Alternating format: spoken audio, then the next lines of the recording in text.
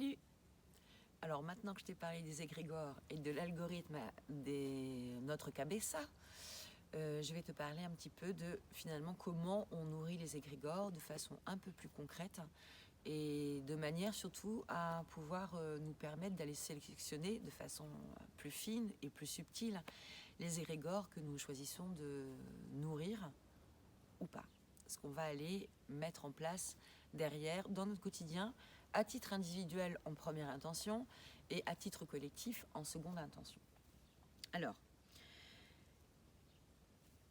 on a vu que donc on mettait notre énergie dans des schémas souvent anciens, dans des schémas qui sont confortables, dans des schémas qui nous proposent une économie, dans des schémas de maîtrise de notre environnement et dans des schémas d'habitude.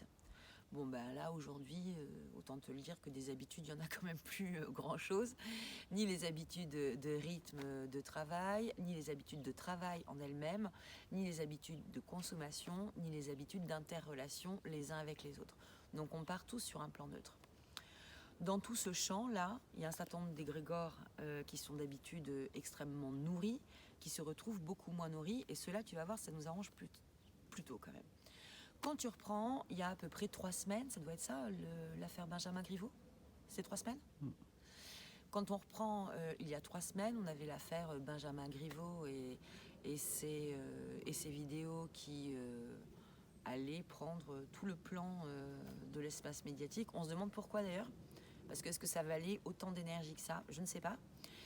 Mais aujourd'hui, si on prend cet événement-là et qu'on le compare à ce qu'on est en train de vivre aujourd'hui, il est encore plus légitime de se demander si ça valait le coup d'en faire un tel fromage. Parce que qu'est-ce qu'on a alimenté en fait comme énergie à ce moment-là ? C'est une question. On a encore remis à un moment donné une élite qui n'a pas visiblement, comment dirais-je, plus de moyens que nous finalement, qui n'est pas plus alignée que nous, tout un chacun. On l'a arrosé finalement de notre énergie par le principe médiatique en allant tous lire, se choquer, se révolter. Et alors tu te révoltes dans les deux sens, hein. C'est-à-dire que tu te sois révolté parce que l'affaire était rendue publique dans les médias et par rapport aux droits de la vie privée, ou que tu te sois révolté parce que justement ce type-là qui était censé représenter un certain nombre de Français se retrouve en train de montrer une image de représentant qui n'est pas du tout celle à laquelle les Français veulent être associés, ben finalement que tu sois contre ou pour, ben j'ai envie de te dire que tu as alimenté la même chose. Alors, 3 semaines après, aujourd'hui les égrégores, ils parlent plus du tout de la même chose. Et les égrégores sont bien plus importants parce qu'ils sont vraiment là pour le coup mondialement partagés. J'ai relevé ça et là, des choses, des réflexions, des remarques, des articles de journaux, hyper intéressants tous, des questions de regard, de croisement de débat, néanmoins qui m'ont posé question. Je lis ce matin, au saut du lit, une question que pose un de mes contacts sur sa page Facebook en demandant « Mais où sont les multimillionnaires aujourd'hui ?» Qu'ils étaient là bien plus nombreux quand il était question de Notre-Dame de Paris. Et là, je me dis, cette question est-elle pertinente ? Et je vais t'expliquer pourquoi ce que je me demande si elle est pertinente ou pas. Non pas que je sois, comment dirais-je, engagée avec les milieux de la grande finance, bien au contraire. Juste, la question que je me pose, c'est qu'une fois de plus, quand on pose cette réflexion-là, on est en train de se demander ce que font ceux qui sont a priori les plus fortunés pour aider les uns et les autres. Bon, il se trouve qu'en l'occurrence, ils font des choses discutables à certains endroits, plutôt certainement intéressantes à d'autres endroits. Mais enfin bon, toujours est-il qu'ils ne sont pas non plus complètement absents. Donc la question était peut-être déjà un tantinet un peu inexact. La question que je me pose, c'est qu'on est tous en train de dire là, aujourd'hui, oui, l'argent, la société de consommation, cette espèce de frénésie finalement, à la matérialité, à la consommation, où d'un côté j'ai envie d'avoir mes petits hauts H&M pas chers, et de l'autre côté j'ai quand même envie qu'ils me tiennent un peu plus de 2 mois dans ma garde-robe. D'un autre côté, oui, j'ai envie de manger des bananes bio, mais je ne vais pas prendre en considération le fait que mes bananes bio prennent l'avion pour venir jusque chez moi. Je vais me dire, mais je suis partie où là? Je me suis perdue. Alors, l'espace médiatique, Benjamin Griveaux. Ouais. Benjamin Griveaux, la banane. La boucle est bouclée, quoi. C'est bon ça. Juste qu'aujourd'hui, il est temps d'aller se poser la question du cran au-dessus, finalement. Quand on met quelque chose, quand on interpelle comme ça un groupe de la société, donc là, en l'occurrence, c'était les multimillionnaires. Mais où sont-ils? Mais que font-ils? Ce qu'on remet dans le sens, c'est pas du tout quelque chose de moderne. C'est pas du tout quelque chose qui va vers le changement. C'est pas du tout new paradigm. C'est complètement dans le sens de l'ancien. C'est-à-dire qu'on est encore en train de penser, quand on pose cette question-là, que l'argent a encore aujourd'hui un sens. En l'occurrence, moi, je ne le pense pas. La preuve, c'est que là, on est sur des cours du marché qui sont complètement délirants. Je ne sais pas si un chat pourrait y retrouver ses petits. Ça change, on en parlait ce matin avec mon caméraman chéri, mais les demandes d'achat, les fluctuations des cours boursiers se font sur des espaces qui ne sont pas des espaces humains. Les modifications ont lieu de l'ordre de la nanoseconde. Alors, moi, je ne bouge pas à la vitesse de la nanoseconde. Il n'y a vraiment que l'informatique qui est capable de bouger à la vitesse de la nanoseconde, et le colibri qui fait sa part. Je ferme la parenthèse. Qui bouge à la nanoseconde. Mais qu'est-ce qu'on veut quand on interpelle ça? Qu'est-ce qu'on est en train de faire comme alimentation d'égrégore? Eh bien, on redonne du pouvoir à des gens pour lesquels on ne veut plus qu'ils aient le pouvoir. C'est un peu ça le sens finalement. Quand on est en train de souhaitons plutôt qu'ils ne bougent pas, j'ai envie de te dire. Vaut peut-être même mieux ne pas leur demander de faire quoi que ce soit. Parce que ça nous laisserait peut-être une puissance collective, plutôt que d'avoir besoin d'un berger comme une troupe moutonnière. Alors on peut effectivement regarder les actions proposées par LVMH, par Auchan qui va rétribuer ses salariés de 1 000 € de plus, par Ricard qui donne de l'alcool pour réaliser les gels hydroalcooliques. De toutes les façons que l'on veut, on peut l'envisager sous toutes les formes.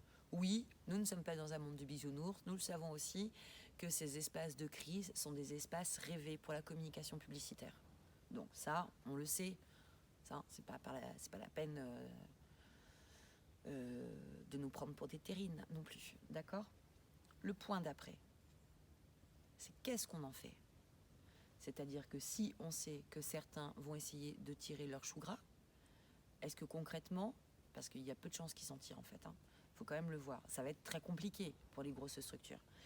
Mais si on regarde les choses dans l'autre sens, est-ce qu'on ne pourrait pas juste se contenter, pour une fois, de regarder là où est le bon, là où est le sain, là où est l'utilité première, et juste se contenter de ça, sans aller tirer à boulet rouge sur lui qui est sorti, sur lui...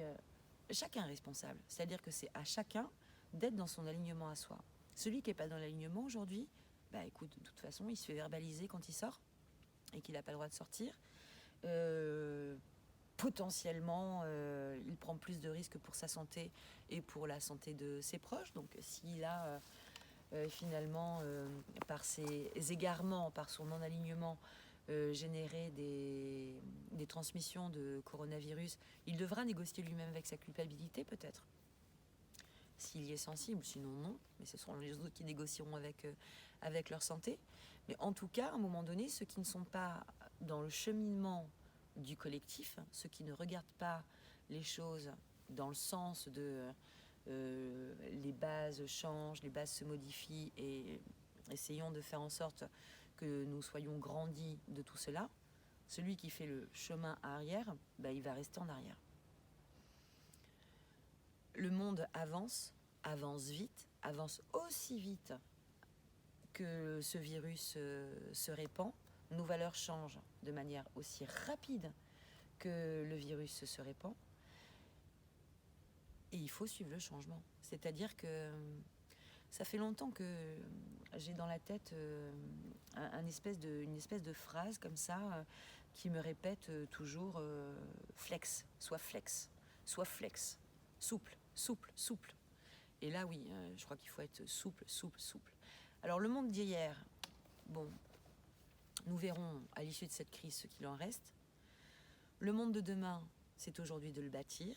Moi, ce que je te propose, c'est plutôt que de regarder qui fait quoi, fais, toi, à ton échelle, à ta mesure. Tu n'auras pas la même couverture que LVMH, hein, ça c'est sûr et certain. De la même façon que tous ceux qui sont au travail aujourd'hui peuvent ressentir aussi éventuellement un manque de reconnaissance. Mais si aujourd'hui, il n'y a pas du sens à mettre derrière chacun de nos actes quotidiens, je ne sais pas quand est-ce qu'on le trouvera, ce sens. Fais ton jardin, fais tes boutures, prépare tes semis si tu peux, même si tu es en balcon. Dire franchement, dépote ton ficus et mets-y un plant de fraisier ou d'haricots verts. Ça sera beaucoup plus utile dans les semaines à venir. Progressons, pas à pas, construisons au sein de nos foyers, au sein de nos logements, au sein de nos voisinages, des idées. Déposons des livres dans le bas de nos cages d'escalier, que chacun pourra échanger, proposer. T'oublie pas de passer un petit coup de lingette dessus ou un petit coup de pchit avant de le faire rentrer chez toi, comme pour toutes les courses d'ailleurs. Ça fait partie des éléments de prévention qui sont peut-être pas assez diffusés, mais enfin en même temps je crois qu'on n'a pas encore une idée très claire de la survie du virus sur les surfaces inertes, mais bon, par défaut ça serait quand même pas mal si on doit faire attention. Entretenons comme ça des idées, fais de la musique, fais des sketchs, fais des vidéos, écris des poésies, écris des chansons, sème ta graine du nouveau monde. T'as envie de te mettre en colère? Vas-y, mets-toi en colère. On a tous besoin d'évacuer à un moment donné, c'est normal. Dans la conscience de ta colère, sache que tu es en train de porter ton énergie à l'objet de ta colère, alors que justement, peut-être que tu aurais plutôt envie de ne pas alimenter cette énergie-là. Donc, faut switcher. Faut aller faire de nos émotions qui sont pas négatives, parce qu'elles sont toutes nécessaires. Il n'y a aucune émotion qui ne mériterait le qualificatif de négatif, mais une émotion qui est très difficile à vivre dans ces espaces de confinement, parce qu'à la rigueur, quand tu es en colère, je te dirais, va courir, déjà ça va commencer à aller mieux. Enfin moi, en tout cas chez moi, ça marche quand même pas mal. Là, c'est pas tout à fait possible. Bah, écoute, essaie d'en faire quelque chose de créatif. Dessine, peins, hurle sur ton balcon. Je pense que personne ne t'en voudra. Fais quelque chose, essaie de te centrer sur quelque chose qui soit constructif. Ça nous demande de l'effort, ça nous demande du courage, ça nous demande de la concentration, ça nous demande un focus très particulier pour lequel nous ne sommes pas super entraînés, parce que finalement on est quand même bien habitué à cette espèce de mécanisme d'immédiateté. Je commande sur Amazon, j'ai mon livre 2 jours après. Je fais mon drive en ligne et 2 heures après, j'ai ma voiture qui est remplie. C'était ça avant. C'était ça aussi, nos moyens d'évacuer nos émotions qu'on avait un peu plus de mal à transformer à l'intérieur de nous. Bon, bah écoute, on n'a plus les béquilles. Donc il faut avancer sans les béquilles et trouver nos propres ressources intérieures. Et pourquoi c'est important? C'est parce qu'à chaque fois que tu vas savoir transformer ta colère, ton sentiment d'injustice, ton sentiment de révolte, tout ce qui peut te traverser et qui te ferait grave péter un plomb chez toi, à chaque fois que tu vas pouvoir donner un autre contour à tout ça, eh bien tu vas aller proposer la construction de quelque chose et pas une notion de déconstruction. De toute façon, les choses se déconstruisent sans toi aujourd'hui, hein, et avec toi aussi. Parce que de toute façon, ça s'est déconstruit avec chacun de nous tous. L'idée, ça serait ça. Transformer, ce qui va être un peu ancien schéma en quelque chose de nouveau. Je prenais il y a quelques jours l'exemple de si on est, par exemple, des compulsions sucrées. Alors moi qui mange en général pas du tout de sucré et plutôt du salé à base de fromage et tout ça, j'aime beaucoup tout ça. En ce moment, j'ai des envies de sucré. Mais je le sais, pourquoi j'ai des envies de sucré. C'est parce que comme toi, comme nous tous, j'ai de l'anxiété en moi, et que le sucre, c'est quelque chose qui est doux, c'est les notions maternantes, le sucre, c'est la notion de la douceur, donc je mange plus de sucré. L'autre jour, je me suis dit, ah stop, il faut qu'on arrête cette consommation qui est beaucoup plus facile, beaucoup plus easy, tout d'un coup de choses sucrées, et il faut réussir à transformer les choses. Et c'est pour ça que je disais, si tu as une compulsion de sucré, plutôt que de taper dans la compulsion directe et d'ouvrir le paquet de carambars, fais le gâteau. Fais le gâteau. Réalise le gâteau. Si tu as tout d'un coup envie de hurler et que concrètement, si tu n'es pas tout seul, que tu ne veux pas inquiéter tes enfants, etc., il va falloir transformer ça. Chante. Chante. Si tu hurles en chantant, ça passera déjà beaucoup mieux et ça n'inquiétera personne. Si tu as la nostalgie, si tu es dans la tristesse, parce que tu repenses à des beaux moments que tu as passés, que tu ne passeras certainement plus, si tu penses à des gens qui te manquent, dessine, écris-leur, contacte-les. C'est à nous, là, d'être vraiment tous proactifs pour aller proposer au monde et à notre petit monde, qui est vraiment tout petit, là, ce qu'on a en face de nous. C'est nos familles, c'est nos maisons, des fois c'est notre chat, juste notre chat, des fois c'est notre télé, juste notre télé, mais proposons à notre échelle une attitude qui soit la plus constructive, dans la mesure de notre possible à chacun, plus ouverte à ce qu'on ne connaît pas, et laissons-nous aller à dérouler le champ des possibles. On a tous des rêves d'une société meilleure. Si tu continues à pointer ce qui, il y a une semaine, étaient les défauts du paradigme que nous connaissions, ben, je suis désolée, mais tu fais comme ce que tu critiques. C'est-à-dire que toi aussi, tu es en train de faire comme les multimillionnaires du monde actuel, en train de se dire, il faut absolument que ça revienne à la normale. Et si tu dis, ah mais oui, mais là, nana, machin, et eux, ils n'ont rien fait là. Tu participes aussi au fait que les anciennes structures restent sur place. Tu les alimentes. Fais ton choix, camarade. Et je rigole quand je dis ça, évidemment. Est-ce que j'ai tout dit? Non, évidemment. But I will be back. Je t'embrasse.